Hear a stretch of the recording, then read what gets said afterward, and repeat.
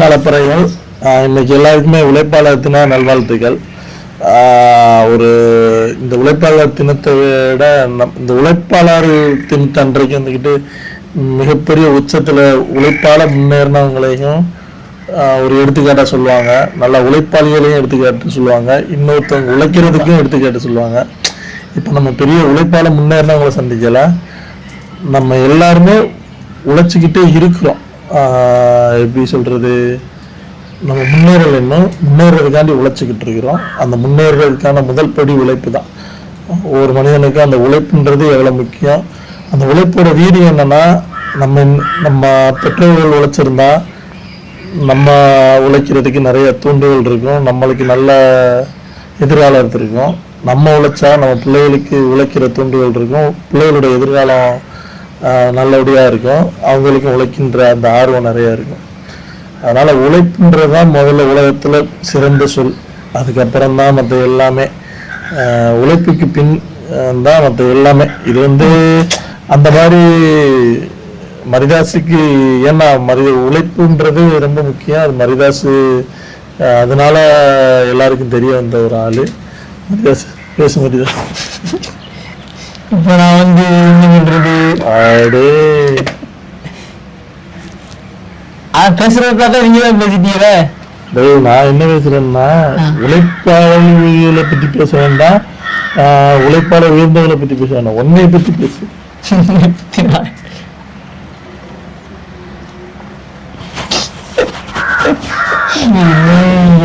என்னடா பாத்துக்கிறீங்க, camera on பண்ணாவே பேச விட மாட்டேங்கன்னு சொல்றீங்க. கேமரா ஆன் பண்ணிட்டு சாப்பிட மட்டும் தான் செய்வான், அதை தவிர பேசுறானா பேச மாட்டேங்கும்.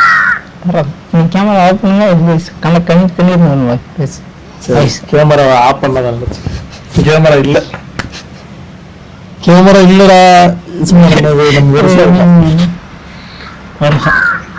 பேசு.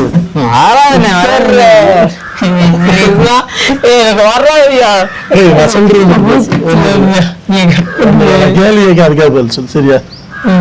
சரி. அவனுக்கு பேச வர மாட்டேங்குது, என்ன பேசுன்றது தெரியல. என்னையெல்லாம் விட்டா உலகத்துல உள்ள அவ்வளவு விஷயத்தையும் பேசி தள்ளிடுவேன், பேசிக்கிட்டே இருப்பேன். தெரியும் உள்ள வர. ஆனா மரிதாஸ் வந்துகிட்டு ஒரு மனிதனுக்கு இயல்பான சடனா பேச வராங்க. அரே என்னோட இங்க வயிற்றுல வச்சு நல்லா கேட்க, அதெல்லாம் கேட்டு மைக்கு வயிற்றுக்கு இருக்கு ஒட்டல. இப்ப என்னன்னா மரிதாசு, சொல்லுங்க. நிறைய பேர் கேக்குறாங்க, உன்னோட கல்யாணம் எப்ப, பொண்ணு பார்க்கல அப்படி இப்படின்னு. சீக்கிரம் நடக்கும் கண்டிப்பா. ஆண்டவர் பாத்துக்கிறாரா, அது கூடிய சீக்கிரம் நடந்துருமா? நிறைய பேரோட கேள்விக்கு இன்னைக்கு பதில் சொல்லிட்டா மரிதாஸ். நிறைய பேர் இந்த சாப்பிடும்போது மரிதாசுக்கு கம்மியா இருக்கா சுமித்ரா, மரிதாசுக்கு ஒண்ணு கொடுக்க மாட்டேக்கா, அந்த பையன் கடைசியா மிஞ்சுறதுதான் கிடைக்குது அப்படிங்கிற மாதிரி எல்லாம் சொல்றாங்க. அப்படியெல்லாம் கிடையாது. வீட்டுல இப்ப என்ன சமாச்சாரம் முதல்ல காய் உண்றது நான் எனக்கு போவதான் மத்தவங்களுக்கு மிச்சம். அவங்களுக்கு பிடிக்காத இருப்பாங்கல்ல, அவங்க தான் தேவையான ஏதாவது. அப்படி சொல்லாத மரிதாசு, உன்னை பிடிச்சவங்க தெரியுது. அந்த இப்போ அவங்க உன்னை விமர்சனம் பண்ணல, உனக்கு குடுக்கலையே எதுவும் கிடைக்கலையேனா சொல்றாங்க. இப்ப ஒண்ணு இல்ல, இப்ப இப்ப எல்லாத்துக்குமே குழம்பு ரசம் வேற பிடிக்கணுங்க. எனக்கு கறி குழம்பு என்ன இருக்குன்னா எனக்கு ரசம் தான் பெஸ்டா பிடிக்கும், சரியா? அதனால என்ன குழம்புனா ரசம் தான் ஊற்றி சாப்பிடுவேன். அப்போ மரிதாஸ் என்னன்னா ஃபேவரட் ரசம் தான்.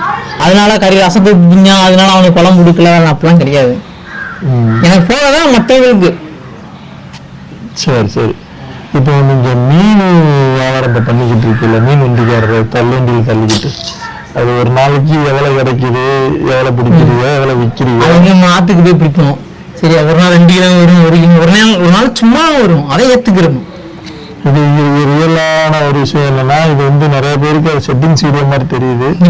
ஆனா மரிதாஸ் உண்மையிலே அப்பைக்கு பிடிச்சிட்டு வர்ற மீன் செட்டிங்ஸ்க்கு இதுவா பண்றதுல பிடிச்சிட்டு வர்ற மீன். அதே மாதிரி இந்த ஆட்கள் எடுக்க போறோங்களா, அதெல்லாம் எப்படி பலாப்பழம் முழந்த மாதிரி பிறந்துடும், கையில குத்திரும், காலில் வெட்டிடும். அது கொஞ்சம் தான் இருக்காது, அந்த ஒரு அரை பாக்ஸை கொண்டு வரதுக்குள்ளே போது ஆயிரும். அந்த ஆக்குன்றது நம்ம ஈஸியா உடச்சு சதை எடுத்து சாப்பிடுறோம். அது வித்தியம் சொல்றீங்க. நீங்க வீட்டுல ஆக்கு டேஸ்டா இருக்குன்னு சொல்லிட்டீங்க. நீ சாயில் விட்டுறக்க எனக்கு தம்பி எனக்கு எப்படியாவது ஒரு பாக்ஸ் ஆக்கு வேணியான்னு சொல்லுது. அக்கா கறி விழாங்க வரும். அது பரவாயில்ல, ஒரு பாக்ஸ் ஆக்கு எடுத்து 2000 வாங்க முடியானா? அந்த நமக்கு வராது. அப்ப இந்த சும்மாவை போய் பிடிக்க முடியும், கஷ்டப்பட்டு உழைப்புக்கு தராங்க. அது எவ்வளவு இருந்திருக்கு? ஒரு நாள் 1000 ஒரு நாள் 2 நாள் கேட்டா பரவாயில்ல, எல்லாரும் கேட்காங்க. ஒவ்வொரு ஆளுக்கும் முடிச்சு கூட வருமானம் காசு தான்டா. காசு போலப்பா, காசுப்படுறது ஓசில வேறதான் வேண்டாம் சொல்லுங்க. இது காத்துல இறக்குற ஒரு ஆளுக்கு அதை நீ புடிச்சு கொண்டு குடிக்க போற. அப்போ அது உன்னோட ஒரு உழைப்பு, ஒரு வருமானம். அது இதுன்றது காசு காண்டி கிடையாது. அவங்க இப்ப நம்ம ஒரு மீன் பிடிச்சி விற்கிறோம்ல, அதற்கான கான்செப்ட் தான் இந்த ஆக்கும். ஆட்டு பிடிக்கிறது ரொம்ப கஷ்டம், மரியாதை பிடுங்கலாம். மெயினா சொல்ல போறோம்னா நம்ம வந்துகிட்டு ஒரு சில விஷயங்கள் மரியாதை வந்து சரியான கோவப்படுவான். எங்களுக்கே விஷயங்கள்ல அப்படி கும்பிட்டு ஐயா என்னையா செய்யணும் அப்படின்ற அளவுக்கு கொண்டு வந்துடுறாங்களா? கோபம் வரும், ஆனா வராது. வர மட்டும்தான் செய்யும். கோபம் வந்து எல்லாத்துக்கும் வரும். இப்ப நீங்க கோப்படுவீங்க, நாங்க கோப்படுவோம். அது வந்து இயல்பு, அது யாரும் ஒன்றும் பண்ண முடியாது. பேச தெரியாதுன்னா கோபம்ன்றது இயல்பு. ஆனா இயல்புலயே கோபம்ன்றது இருக்குல்ல, கோபப்படுறதுக்கு சில காரணங்கள் இருக்கு.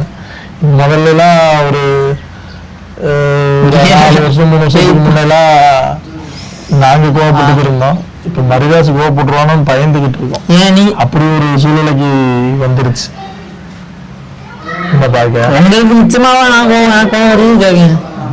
உலகத்துல வந்துகிட்டு நம்ம கோவப்படுறதும் கோவப்பட்டு என்ன செய்ய போறோம், சாதிக்க போறோம். சரி, அளவெல்லாம் கடுப்பா இருக்கா உங்களுக்கு? எனக்கே கடுப்பா இருக்கு. குழம்பிக்கிட்டு இருக்கிறது. நான் வந்து என்ன சொல்றது, அடுத்து இவனாவும் சொல்ல மாட்டா. நம்ம கேள்வி கேட்டதை ஏதாவது சொல்லுவான். சரி, அந்த கேள்வியை கேட்போம். ஃபர்ஸ்ட் சரி கேட்கணும் வச்சதை கட் பண்ணி என்ன இருக்கு. சரி, அண்ணன் வந்து உங்களுக்கு முன்ன மலேசியா போயிட்டு வந்தான். நீங்க எப்ப போறீங்க? மலேசியாவா? இந்த இருக்கிற கோவா ஒரு நேரம் போயிடலான்னு பாக்கேன். அது போக மாட்டேன். டூருக்கு எனக்கு எந்த சம்பந்தம் கிடையாது. நம்மளும் டூர் வாழ்க்கையை வாழ முடியாது. போங்க சரி. ஜெர்மன் வாங்கன்னு சொல்லிச்சு. அதோட விசால இருந்து பாஸ்போர்ட் எல்லாமே நானே எடுத்துக்கிறேன். என்ன செலவு இருந்துச்சு அதோட. சரி, எங்களுக்கு கிடைக்கல. உங்களுக்கு சொந்த ஊரை விட்டுட்டு எங்கேயும் ஈர்ப்பில்ல, பிடிக்கல. சொந்த ஊரை விட்டுட்டு என்னமோ இவரை வந்து அங்க குடுத்தனம் போய் தங்கி பொண்ணுக்கு ஒரு 5 நாள் போயிட்டு வர நேரம் சொந்த ஊரை விட்டு. அது அப்படி கிடையாது. இப்ப அண்ணன் போனாலும் பண்ணோட போனோம்னா அது கரெக்ட். நீங்க வரேன்னு சொல்லி இப்பவே பேசி இப்பவே விசா வர போடா. ஜெர்மனி போற அளவுக்குலாம் நம்ம எங்கிட்ட கூடிய போறது. காசுல கொஞ்சமா செலவாங்க. என்னமோ சாரடி போனா டீ கடைக்கு டீ குடிச்சாதான் என்னோட செலவாயிருது. எப்படி சொல்லிட்டிய? எங்க வெளியெல்லாம் போனா அம்பனி பிளேட் இல்லாத காசப்பா, அவர் இல்லாத காசப்பான்னு சொல்றாங்க. நீங்க காசு இல்லைன்னு சொல்றீங்க. அம்பனி பிளேட் இல்லாத காசா? ஏன் பிளேட் எங்கட காசு இருக்கு? என் பிள்ளை 10,000 செலவு. காசு பணம்ன்றது அது என்ன சொல்றது, யார வேணாலும் பார்த்து நிறைய காசு இருக்கு, பணம் இருக்கு எல்லாம் சொல்லிடலாம். காசு பணம் துட்டு மணி கஷ்டம்ன்றது அந்த படுறவங்களுக்கு தான் தெரியும். நம்ம எவ்வளவு கஷ்டப்படுறோம், எவ்வளவு வேதனைப்படுறோம், எல்லாத்தையும் தாண்டி உழைப்பாளர் தினத்தில் இப்படி புலம்பக்கூடாது.